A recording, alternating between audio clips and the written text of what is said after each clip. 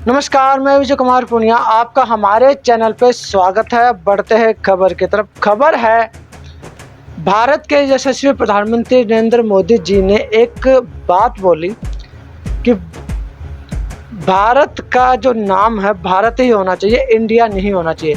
संविधान से हम जो है इंडिया शब्द को हटा देंगे। जैसे ही प्रधानमंत्री मोदी जी ने इस बात को बोला, पूरे देश भर के अंदर खलबली मच गई कि इंडिया हटाया जाए या ना हटाया जाए। भारतीय जनता पार्टी के जितने भी नेता, जितने भी कार्यकर्ता, सभी जो है प्रधानमंत्री की इस बात को सपोर्ट करने लगे, क्योंकि वो तो नेता है और उनके सपोर्टर है। वो तो प्रधानमंत्री कुछ भी बात बोलेंगे उसके लिए तो सपोर्ट करेंगे, लॉजिक कभी लगाते नहीं है, क्योंकि उनको बाद में टिकट भी चाहिए इसलिए। उसके अलावा अजीत अंजुमन ने जो ट्वीट किया, स्क्रीन पे देख सकते हैं, ट्वीट भी है। उसमें क्या बोला, इंडिया अंग्रेजों द्वारा दिया गया नाम है। पूर्व क्रिकेटर वीरेंद्र सहवाग के बयान पर क्या है आपकी राय? वीरेंद्र सहवाग ने बोल दिया कि इंडिया जो शब्द अंग्रेजों के द्वारा दिया गया, और इसको ट्वीट किया था अजीत अंजुमन ने। और अजीत अंजुमन ने सहवाग से ये पूछा कि आपको यह ज्ञान कहाँ से प्राप्त हुआ? अजीत अंजुमन ने सवाल पूछा है सहवाग से कि आपको ये कैसे पता लगा कि इंडिया जो अंग्रेजों के द्वारा दिया गया शब्द है। अगले ट्वीट पे चलते हैं। अमित मालवीय ने एक ट्वीट किया है, मैं आपको पूरा ट्वीट भी दिखा रहा हूँ।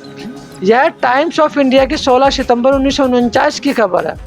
16 सितंबर 1949 की खबर को ट्वीट किया है अमित मालवीय ने। दरअसल बहुत कम लोग जानते हैं कि इंडिया को भारत कहने का प्रावधान डॉक्टर श्यामा प्रसाद मुखर्जी ने 15 सितंबर 1949 को रखा था, जिसे कांग्रेस दल ने भी स्वीकार किया था। उसके बाद प्रस्ताव को संविधान सभा में रखा गया। 3 दिन बाद यानी 18 सितंबर को स्वीकार कर लिया गया। यानी टाइम्स ऑफ इंडिया की 16 सितंबर की खबर में है कि इंडिया को भारत कहने का प्रावधान डॉक्टर श्यामा प्रसाद मुखर्जी ने 15 सितंबर को दिया था। ये पूरी लिखे, India to be also called Bharat, India को जो भारत भी कह सकते हैं। Congress party reported adoption of proposal.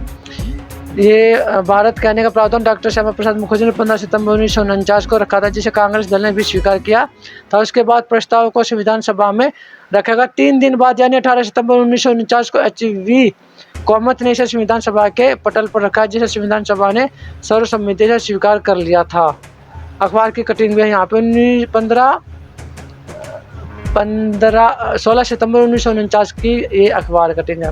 और ये कांग्रेस के प्रवक्ता है, हमारा दृष्टिकोण स्पष्ट है कि सर्वधर्म समभाव यह कांग्रेस की विचारधारा है। हर राजनीतिक दल को अपनी बात कहने की आज़ादी, हम सभी के विचारों को सम्मान करते। तमिलनाडु के मंत्री उदयनिधि स्टालिन के सनातन धर्म को लेकर की गई विवादित टिप्पणी पर कांग्रेस महासचिव KC वेणुगोपाल ने ये अपनी टिप्पणी रखी है, स्क्रीन पर चली रहा है। उसके बाद ABP न्यूज का ट्वीट है, इंडिया से इतनी दिक्कत, कल को भारत नाम से बन गया संगठन तो क्या करेंगे? CM भूपेश बघेल का केंद्र से सवाल। जो भूपेश बघेल है उन्होंने केंद्र से सवाल किया कि जो एक भारत के अंदर जितने भी पार्टी, उन्होंने एक संगठन बनाया और संगठन का नाम इंडिया रखा। अगर उसको इंडिया का हटा के भारत रख देते हैं तो क्या प्रधानमंत्री मोदी जी भारत को भी संविधान से हटा देंगे? उनका ये सवाल है, जो जवाब आप लोग ये दे सकते हैं। जी न्यूज का एक ट्वीट है, इंडिया बनाम भारत विवाद पर कांग्रेस नेता अधीर रंजन का बयान। का इंडिया और भारत सब एक है, हिंदू नाम अंग्रेजों का दिया हुआ, हिंदू नाम भी अंग्रेजों के द्वारा दिया गया। अब मैं हिंदू के बारे में भी लास्ट में आऊँगा। तो Amitabh Bachchan of India versus, Amitabh Bachchan ने भी अपना ट्वीट का भारत माता की जय, मतलब भारत को सपोर्ट किया है हमारे जो सुपरस्टार अमिताभ बच्चन जी है। तो क्या कहते हैं, संसद के विषय 70 में इंडिया और भारत पर विवाद छिड़ा हुआ है। दरअसल इंडिया का नाम भारत रखने की बात हो रही है, इसे लेकर विपक्ष सरकार के खिलाफ हो गया। वही इंडिया वर्सेस भारत विवाद के बीच अब बॉलीवुड के महानायक अमिताभ बच्चन का एक ट्वीट भी काफ़ी वायरल हो गया। इंडिया वर्सेस भारत विवाद के बीच अमिताभ बच्चन का ट्वीट हुआ वायरल। बता दें कि बिग बी ने अपने एक हैंडल पर एक ट्वीट किया है, जिस इंडिया बनाम वर्सेस भारत विवाद के बीच बॉलीवुड के शहंशाह अमिताभ बच्चन ने अपने ट्वीट में लिखा है, भारत माता की जय। बता दें कि बिग बी ने यह ट्वीट तब किया जब संसद में इंडिया का नाम भारत किए जाने की चर्चा हो रही है। अमिताभ बच्चन ने भी सपोर्ट कर दिया। इंडिया वर्सेस भारत विवाद है क्या? इंडिया वर्सेस भारत विवाद तब शुरू हुआ जब विपक्षी संगठन ने अपना नाम इंडिया रख लिया। इसके बाद G20 राष्ट्राध्यक्षों और मंत्रियों को भेजे गए ऑफिशियल निमंत्रण पत्र पर इंडिया की जगह भारत लिखा पत्र सामने आया तो विपक्ष दल ने हल्ला बोल दिया। विपक्ष तमाम सवाल खड़े कर रहा दावा कर रहा कि पिछले G20 इन्विटेशन लेटर पर president of Republic of India लिखा जाता था, जिसे अब द प्रेसिडेंट ऑफ भारत कर दिया गया है। इंडिया वर्सेस भारत क्या हकीकत में बदल सकता है नाम? संविधान विशेषज्ञ बोले दोनों शब्द एक दूसरे के पर्यायवाची है। India versus Bharat. दिल्ली विश्वविद्यालय के प्रोफेसर RN बनर्जी कहते हैं कि भारतीय संविधान का अनुच्छेद 1 कहता है कि इंडिया जो कि भारत है राज्यों का एक संघ होगा। ऐसे में इंडिया और भारत के नाम के इस्तेमाल को लेकर संवैधानिक रूप से कोई संकट नहीं है। इंडिया होगा भारत, कॉन्स्टिट्यूशन अमेंडमेंट हो सकते हैं, लेकिन उसके लिए संसद में 2/3 बहुमत की आवश्यकता पड़ती है। लेकिन जब संविधान के बेसिक स्ट्रक्चर में बदलाव की जरूरत होती है तो इस संविधान में इस बात का जिक्र है कि इसे बदलने के लिए बनाने वाली कमेटी का बैठना बहुत जरूरी है। क्या अब अपने देश को इंडिया के नाम की बजाय भारत के नाम से ही प्रचलित किया जाएगा? राजनीतिक गलियारों में कहा यही जा रहा कि आने वाले संसद के विशेष सत्र में देश को आधिकारिक तौर पर रिपब्लिक ऑफ भारत कहे जाने वाले प्रस्ताव को पास कराया जा सकता है। लेकिन संविधान विशेषज्ञों का मानना है कि देश के संविधान में इंडिया इज भारत का पहले से ही जिक्र है, इसलिए भी इंडिया और भारत यह दोनों नाम संविधान में दर्ज है और एक दूसरे के पर्यायवाची है। संविधान विशेषज्ञों के मुताबिक फिलहाल संविधान के बेसिक स्ट्रक्चर में बदलाव तकरीबन नामुमकिन जैसा ही है।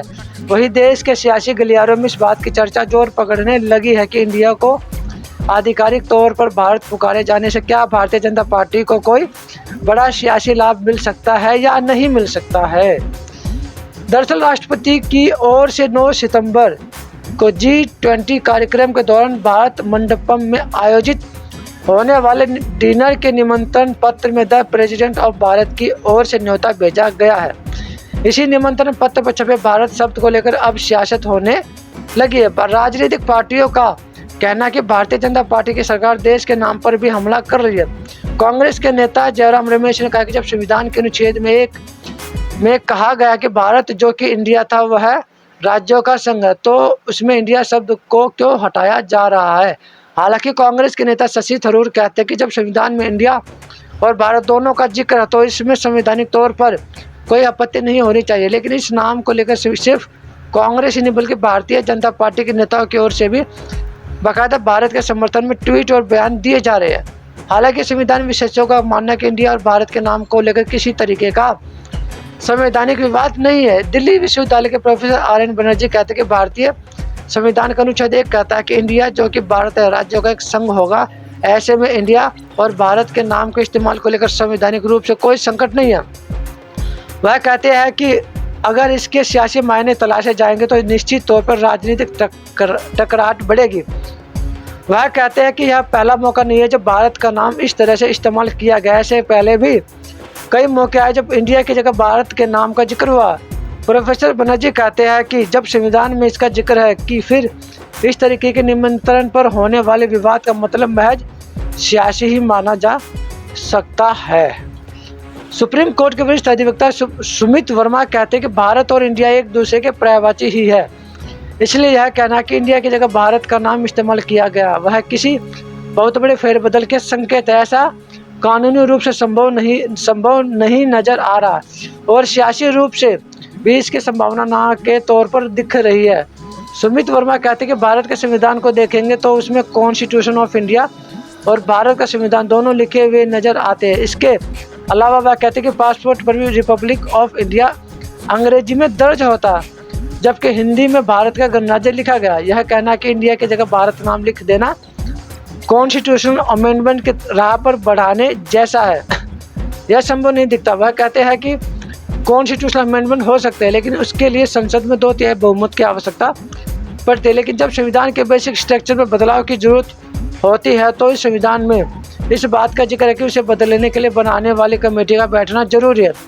संविधान बनाने वाली कमेटी में तो बाबा साहब डॉक्टर भीमराव अम्बेडकर जैसे तमाम लोग शामिल थे, तो ऐसे में संभावना भी तकरीबन खारिज हो जाती है कि बेसिक स्ट्रक्चर में बदलाव हो पाएगा। वरिष्ठ अधिवक्ता सुमित वर्मा कहते हैं कि संविधान बनाने वाली कमेटी का कोई भी सदस्य इस वक्त मौजूद नहीं है, इसलिए यह प्रक्रिया बहुत कठिन मानी जा सकती है। पूरे मामले को समझते हुए राजनीतिक जानकारों का कहना है कि 2024 के लोकसभा चुनाव के लिहाज से यह मुद्दा सियासी हो गया। राजनीतिक विश्लेषक सदानंद पाठक कहते हैं कि विपक्षी दल इसको अपने गठबंधन के रखे गए नए नाम इंडिया के साथ जोड़कर देख रहे हैं। भारतीय जनता पार्टी के नेताओं को भी भारत नाम के साथ सियासत को आगे बढ़ने का एक मौका मिलता हुआ दिख रहा। पाठक कहते हैं कि संवैधानिक रूप से इंडिया और भारत के नाम पर बदलाव की प्रक्रिया पर कानूनी दाव पेच फंस सकते हैं, लेकिन सियासत के लिहाज से इंडिया और भारत के नाम में दोनों दलों को राजनीति करने का भरपूर मौका मिल रहा है। इस मुद्दे पर कांग्रेस सांसद प्रमोद तिवारी कहते हैं कि भाजपा के नेता इंडिया सबसे सहम गए हैं। क्या वे इस हद तक चले जाएंगे कि वे संविधान बदल देंगे? वह कहते हैं संविधान में लिखा इंडिया द इज भारत, इसलिए इसको बदलना भारतीय जनता पार्टी का सीधे तौर पर गठबंधन से डरने जैसा ही है। देश की राजधानी दिल्ली के अस्तित्व से 12 दिसंबर के दिन का एक अलग ही नाता है। दरअसल 1911 में दिन कलकत्ता के स्थान पर दिल्ली को देश की राजधानी बनाने का फैसला किया था। ब्रिटेन के राजा रानी उस समय भारत के दौरे पर आए हुए थे और उन्होंने दिल्ली के बाहरी इलाके में आयोजित दिल्ली दरबार में यह ऐलान किया था कि भारत की राजधानी कलकत्ता के बजाय अब दिल्ली होगी। ये दिल्ली होगी जो 1911 में कलकत्ता के जो राजधानी दिल्ली बनाए गए थे, उस वक्त भी ये भी जो दिल्ली राजधानी बनी है अंग्रेजों के द्वारा बनाई गई राजधानी है। अगर प्रधानमंत्री मोदी जी इंडिया से और जो राजपथ का नाम बदल दिया था उससे उनको कहते हैं कि अंग्रेजों के द्वारा दी गई है। जिस तरह से नई पार्लियामेंट को बनाया गया था तब भी बोला गया था कि ये अंग्रेजों के द्वारा दी गई है, तो अंग्रेजों के द्वारा रेल भी दी गई है जो पूरे भारत में जाल बिछा हुआ। आज जितने भी ऑफिस बने हुए सरकारी ऑफिस जितने भी बने सब अंग्रेजों के द्वारा बनाए गए थे। दिल्ली को भी राजधानी अंग्रेजों के द्वारा बनाया गया था, तो क्या प्रधानमंत्री नरेंद्र मोदी जी सबको बदलेंगे? अगर इंडिया शब्द अंग्रेजों के द्वारा दिया गया था जो भाजपा का कहना है, इसलिए उसको बदला जा रहा है, उसको हटाया जा रहा है संविधान से, तो रेल जितनी बड़े बड़े रेल है, सड़कें हैं और जितने भी सरकारी बिल्डिंग्स है आज जिस पे तिरंगा झंडा रहता है, जैसे रेल भवन, रक्षा मंत्रालय, राजस्व विभाग, जितने भी गृह मंत्रालय आते के राष्ट्रपति भवन, जितनी भी चीज़ें बनी हुई सब अंग्रेजों के द्वारा बनाई गई थी। जब पहले अंग्रेजों के यहाँ पे राज था तब उनके अधिकारी बैठते थे। तो क्या प्रधानमंत्री मोदी जी इन सबको भी बदल लेंगे? तो उसी के तर्ज पर ये एक ट्वीट है जिसमें बताया गया कि दिल्ली की राजधानी पहले कलकत्ता थी और 1911 में कलकत्ता थी, उसके बाद 12 दिसंबर 1911 को कलकत्ता से हटाकर राजधानी दिल्ली बनाया गया। तो दिल्ली की राजधानी क्या दोबारा से कलकत्ता बनाई जाएगी? क्योंकि ये भी अंग्रेजों की देन है। भारत पर अंग्रेज शासनकाल के दौरान सन 1911 तक भारत की राजधानी कोलकाता थी। अंग्रेज शासकों ने यह महसूस किया कि देश का शासन बेहतर तरीके से चलाने के लिए कलकत्ता के जगह यदि दिल्ली को राजधानी बनाया जाए तो बेहतर होगा कि यह देश के उत्तर में है और यही यहाँ से शासन का संचालन अधिक प्रभावी होगा। इस पर विचार करने के बाद अंग्रेज महाराजा जॉर्ज पंचम ने देश की राजधानी को दिल्ली ले जाने के लिए आदेश दे दिए और नई दिल्ली के रूप में दिल्ली का एक और नया शहर का निर्माण किया गया। दिल्ली कई बार बसी और कई बार उजड़ी, हुकूमतों ने इसे लूटा भी और बसाया भी, लेकिन यह शहर आज तक गंगा जमुनी तहजीब की मिसाल बना हुआ। यहाँ निजामुद्दीन औलिया और बख्तियार काकी के मजार के इर्द गिर्द आज भी तमाम जाति और मजहबों के हुजूम एक साथ देखने को मिलता है। बंगला साहिब गुरुद्वारा भी शहर की शान है। अक्षरधाम मंदिर नए निर्माण की एक अद्भुत मिसाल है और यही इस शहर की कहानी भी है जो सभी को जोड़ती है। इंडिया को भारत बनाने में खर्च हो सकते हैं 14,000 करोड़ रुपए। ये देश भी बदल चुके हैं, जो देश बदल चुके हैं, कई देश जो है अपने नाम को बदल चुके हैं, लेकिन जो एक एस्टीमेट एक खर्चा जो बताया गया कि इंडिया को अगर भारत बनाओगे तो 14,000 करोड़ रुपया लगेगा, क्योंकि भारत के अंदर ना जाने कितने करोड़ लोगों ने पासपोर्ट बनवा रखा होगा, तो उसके पासपोर्ट पे भी जो करेक्शन होगा उसमें खर्चा होगा।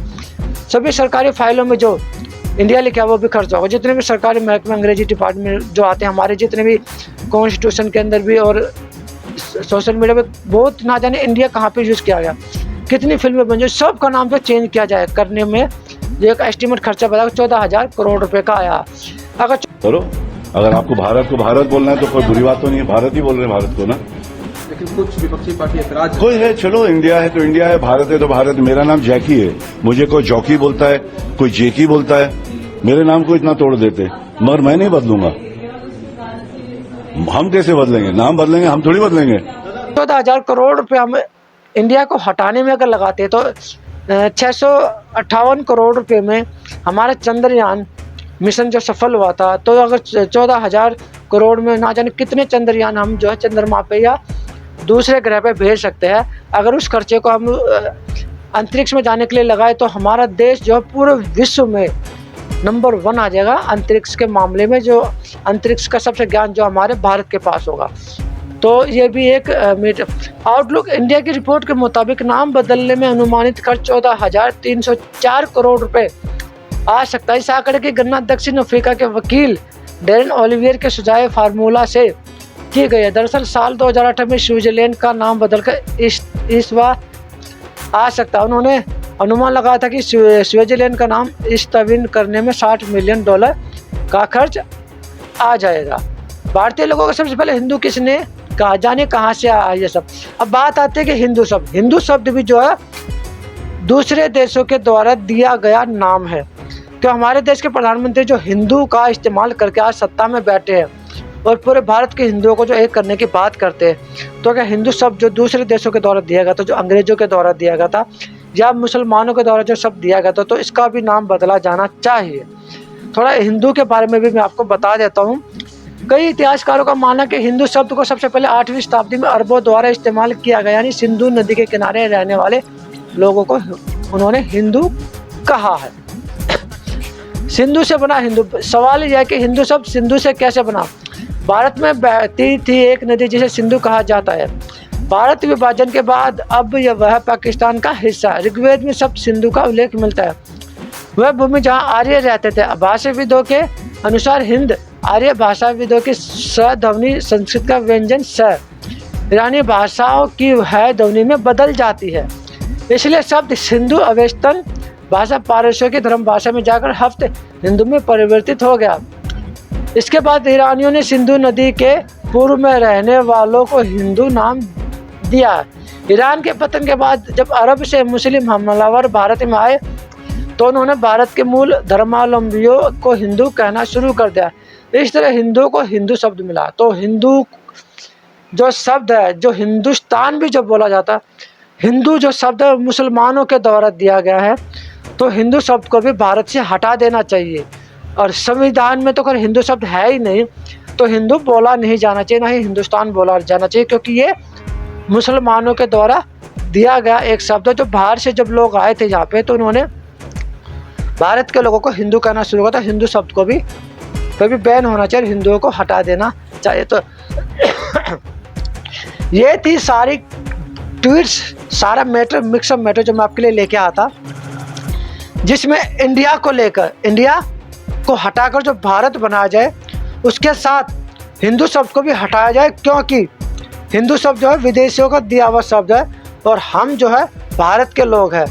तो हिंदू की जगह भारतीय बोला जाना चाहिए और हिंदुस्तान की जगह भारत बोला जाना चाहिए। प्रधानमंत्री मोदी जी भी कई जगह हिंदुस्तान कहते हैं और कई मीडिया में हिंदुस्तान बोला जाता है, कई बहुत से लोग हिंदुस्तान कहते हैं, हिंदू राष्ट्र कहते हैं। हिंदू भी विदेशियों का दिया गया एक शब्द है, तो इसको भी हटाया जाए।